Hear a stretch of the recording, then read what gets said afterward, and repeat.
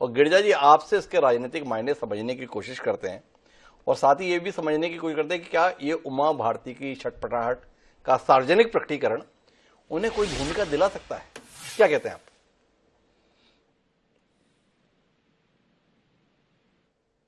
तो नहीं। अब आप देखिए कि ये जो उमा भारती की छटपटाहट है या उनका जो सार्वजनिक प्रकटीकरण है उनका संतोष का, ये पहली बार थोड़ी हो रहा है जी।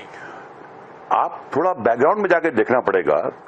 2003 के विधानसभा चुनाव के दौरान बिना प्रदेश के बीजेपी के सीनियर लीडर सुंदरलाल पटवा, कैलाश जोशी और बाकी तमाम लोगों को कॉन्फिडेंस में लिए बिना जिस तरह से चुनाव अभियान की अगुवाई उमा भारती को सौंपी गई और उसके बाद 2003 के चुनाव में जिस तरह से बीजेपी को सफलता मिली, उसने उमा भारती को एक बहुत बड़ी ऊंचाई पर पहुंचा दिया।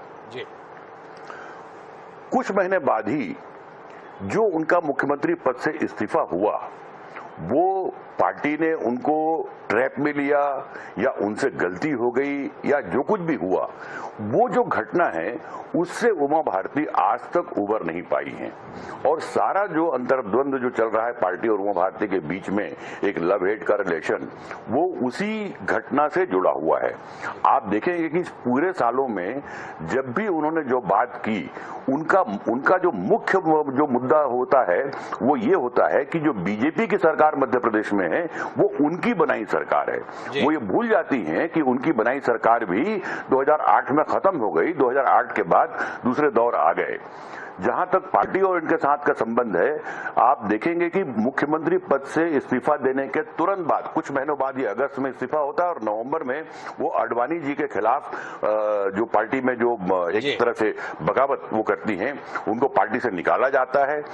उसके बाद पार्टी में वापस लिया जाता है, लेकिन जब शिवराज सिंह को मुख्यमंत्री बनाया जाता है तो फिर वो विद्रोह करती हैं और फिर नई पार्टी बनाती हैं।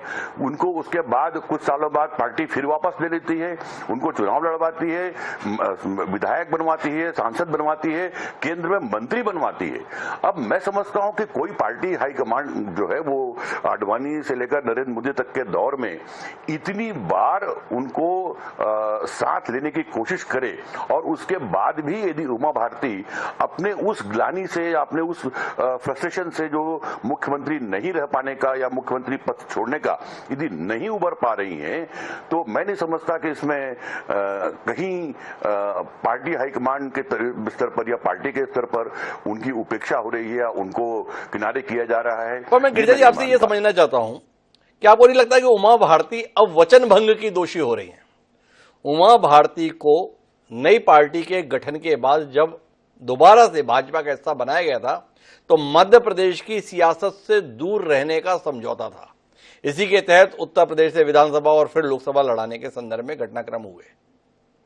अब उमा भारती एक बार फिर मध्य प्रदेश में सक्रिय भूमिका की तलाश में है।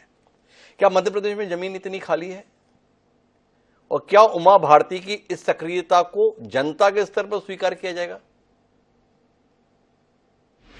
2003 अगस्त में जब मुख्यमंत्री पद से इस्तीफा दिया उन्होंने, उसके बाद के जो कुछ भी घटनाक्रम हुए वो उमा भारती के पक्ष में या उनके अनुकूल नहीं जाते। बावजूद इसके उनके कद को देखते हुए, उनकी लोकप्रियता को देखते हुए, उनके बैकग्राउंड को देखते हुए पार्टी ने बार बार मौका दिया उनको। जब उनको एक बार तय हो गया कि जब उत्तर प्रदेश से वो मेंबर ऑफ पार्लियामेंट बन गई और उनको केंद्रीय मंत्री भी बना लिया गया, ये बहुत बड़ी बात है कि पार्टी से निकाले जाने, पार्टी को छोड़ने, पार्टी से बगावत करने, उसके बाद ये मौका पार्टी ने दिया। तो मुझे लगता है कि उमा भारती को अपनी उस नई भूमिका के साथ में अपने आप को एडजस्ट कर लेना था और उनको वचन रहा हो या वचन न रहा हो, जब उनको एक नई भूमिका दे दी गई कि उत्तर प्रदेश से आप मेंबर ऑफ पार्लियामेंट रहेंगे और वहां से आप केंद्रीय मंत्री रहेंगे, तो एक बहुत बड़ी भूमिका उनको दे दी गई थी।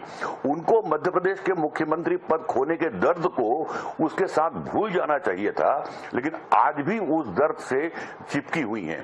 जो ताजा बयान जो है उसमें भी उनका दर्द वही उभरता है कि जो मध्य प्रदेश में बीजेपी की सरकार है वो मेरी बनाई सरकार है।